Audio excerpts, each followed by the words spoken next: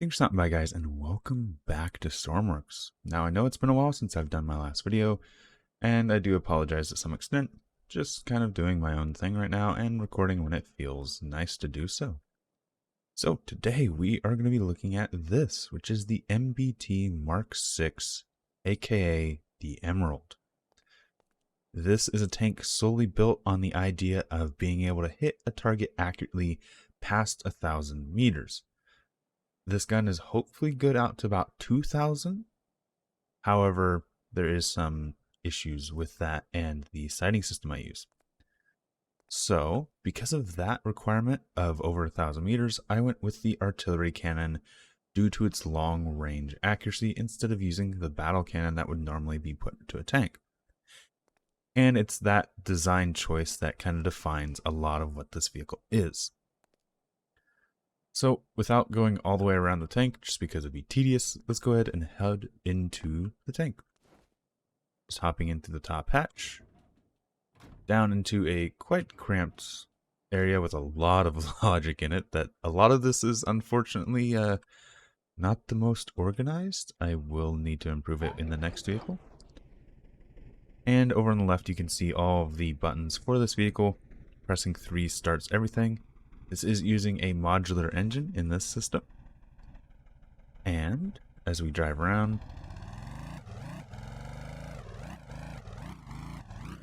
it seems the transmission's not like me right now and not doing the really nice shifting. However, this transmission does have 4 speeds technically, however only 3 are utilized. The 4th is disabled and is mostly there for fuel efficiency's sake. So this tank is more than capable of starting on a slope.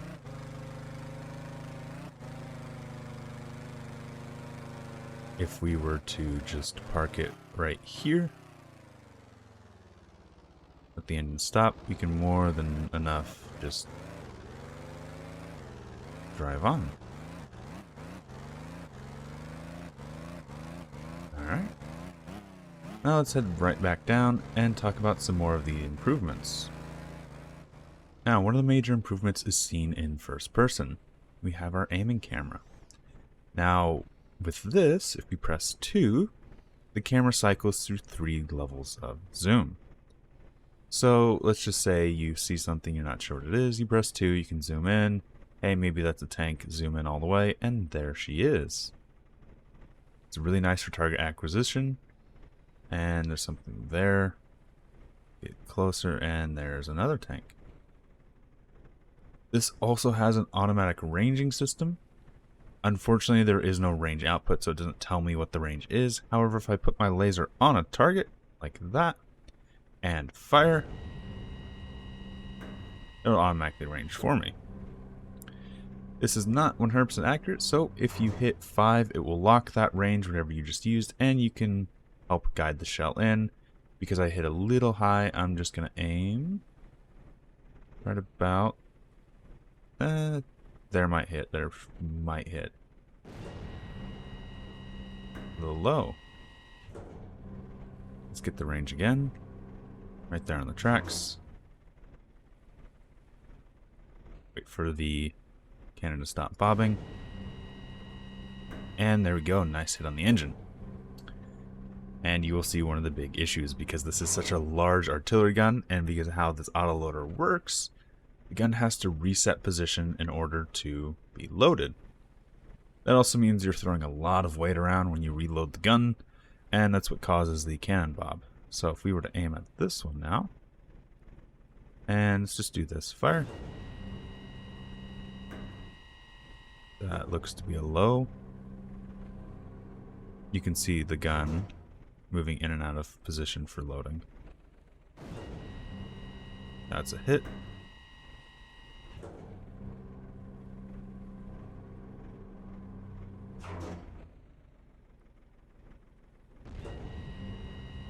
Another hit. Back of the turret. And there's another tank up here.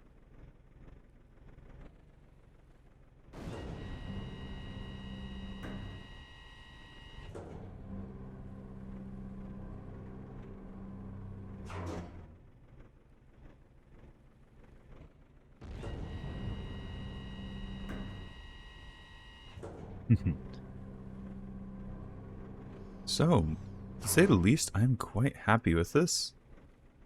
The aiming system could be slightly more refined, but I say you can hit a target accurately with it. So, let's see what other things this vehicle has. One of the big ones that I love, but also not sure entirely how useful it is panic smoke. You hit 4, these little rigs on the side of the turret throw chaff, a flare, and create a big wall of smoke using some thrusters, rocket thrusters. The idea being you can now reverse with some level of cover. I'm not entirely sure how effective that'll be in battle. And you do have 2 shots of it, as well as 2 flares and 3 chaff that are fired per shot. Other things with this, it also has a rudimentary stabilizer. It's not going to be able to fire on the move, but it can help a little bit when targeting things. You can just see just how bad it is.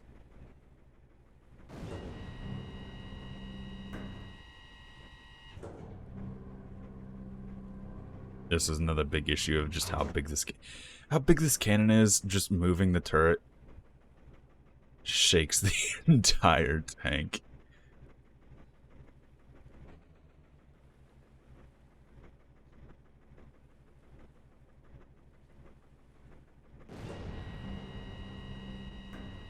Alright, I think there's enough shooting. So, this tank does have a total of 32 rounds in it. 16 are in the rack up here, 16 are in the hull storage. I currently have infinite ammo on, that's why I'm not depleting any of it.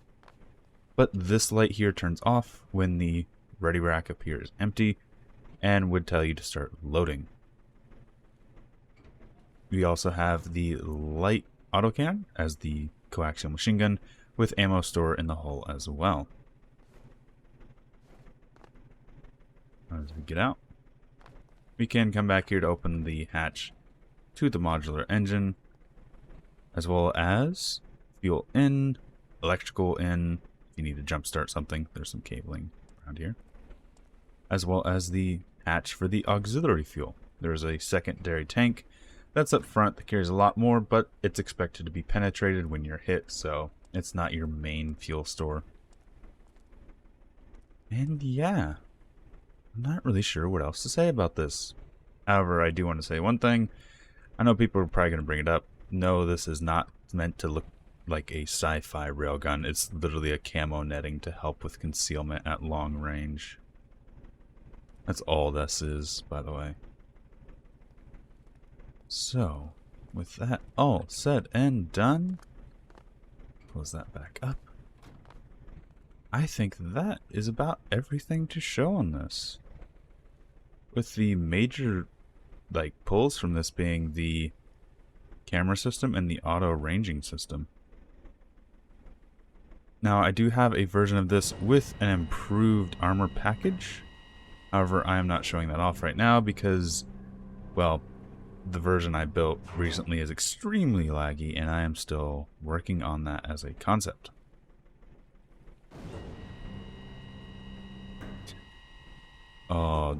Yeah, the next tank I'm going to do is not going to have an artillery gun. As much as I love the artillery gun, I don't think the weight is worth it, as well as some of the range engagements aren't practical.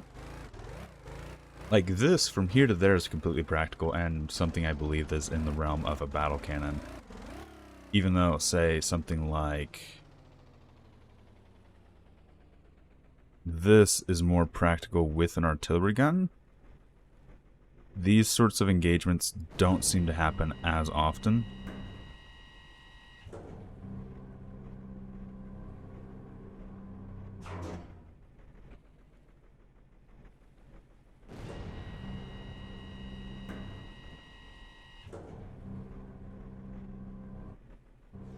So I've already got a lot of ideas for my next tank, and I'd be more than happy to see what you guys think of this little one. I never actually fired the machine gun. Wait one second. There we go.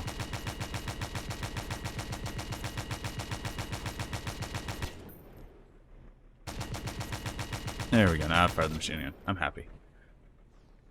And I'd be more than happy to see what you guys think about this and any suggestions you may have for the next one I build. So, I'm afraid there's really nothing else to talk about now. I've covered the machine gun, so I'm happy. I'm going to go ahead and end this here. If you guys did enjoy, please leave a like. If you have any suggestions, leave them in the comments down below. If you enjoyed the channel, enjoyed what I'm doing, please subscribe. It helps out a lot. And right now, shares help me out the most. So if you do want to help out the channel, please share this episode with a friend. A lot of these tanks are being delayed because of prototyping and experimentation. And the end goal actually being to do battles and set up a similar system to what I had in Scrap Mechanic, where 2 or more people can get together and just have some fun, shoot at each other, and test their designs. I don't think this tank is really ready for that, but maybe you'll see it in a battle or 2 here in the near future. So, without any further ado, thanks for stopping by, thanks for sticking around, and until next time, peace.